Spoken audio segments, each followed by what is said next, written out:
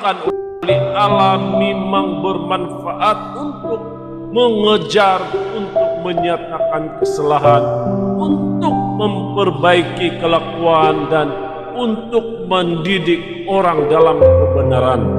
Jadi saudara-saudaraku yang saya kasih di dalam Tuhan, di dalam semua hal yang tertulis di dalam Alkitab yang telah dicantumkan tanpa tujuan, tetapi itu semua ditulis dengan maksud dan tujuan yang dikatakan oleh Rasul Paulus.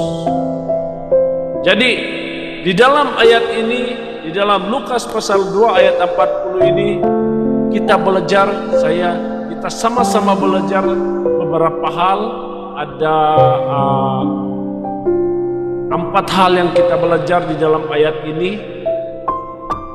4 hal yang kita belajar di dalam ayat ini, yaitu saya masuk kepada yang pertama. Tentang yang pertama ada peristiwa Natal. Peristiwa Natal di dalam ayat Lukas pasal 2 di dalam Lukas pasal 2 ayat 4 ini kita banyak mempelajari ayat ini. Yaitu yang pertama, peristiwa Natal. Kalau kita lihat secara umumnya, kalau kita lihat secara universalnya, Yesus lahir di bumi untuk semua manusia.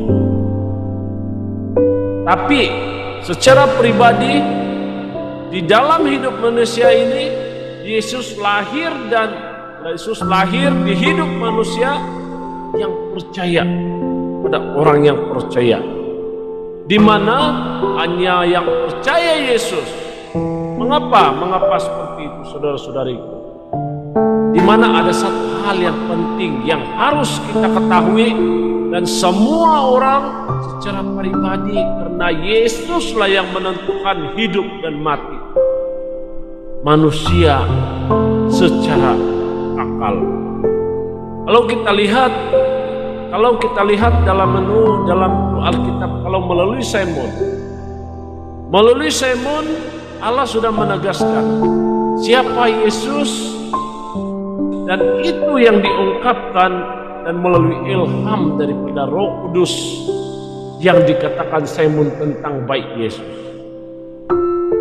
Buktinya kita lihat di dalam Lukas pasal 2 ayat 34. Lalu Simon memberkati mereka dan berkata kepada Maria, "Ibu, anak itu sesungguhnya anak itu ditentukan untuk menjatuhkan atau membangkitkan banyak orang di Israel untuk menjadi suatu tanda yang menimbulkan perbantahan." Jadi di dalam ayat ini Yesus diberi kuasa untuk menjatuhkan dan membangkitkan banyak orang. Ini berarti Yesuslah yang memegang kuasa atas hidup dan mati manusia. Dan dia juga menjadi sentral kehidupan kepada manusia, di mana yang bersangkut paut di dalam kehidupan di masa kekekalannya. Jadi saudara-saudaraku, kalau kita lihat di dalam dibangkitkan, kalau kita lihat dibangkitkan, berarti ini diselamatkan.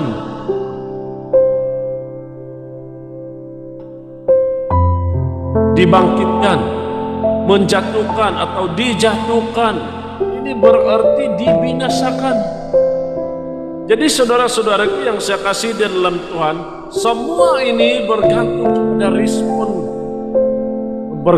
kepada respon kita sebagai manusia di hadirat dan di bumi ini sebagai penebus dosa manusia, dan juga Yesus sebagai pengantara kehidupan antara Allah dengan manusia, yang mana hanya orang percaya yang menerima Yesus dan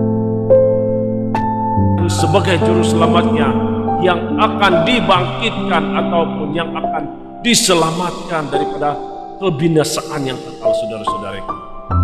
Jadi untuk kita dengan itu mengalami Natal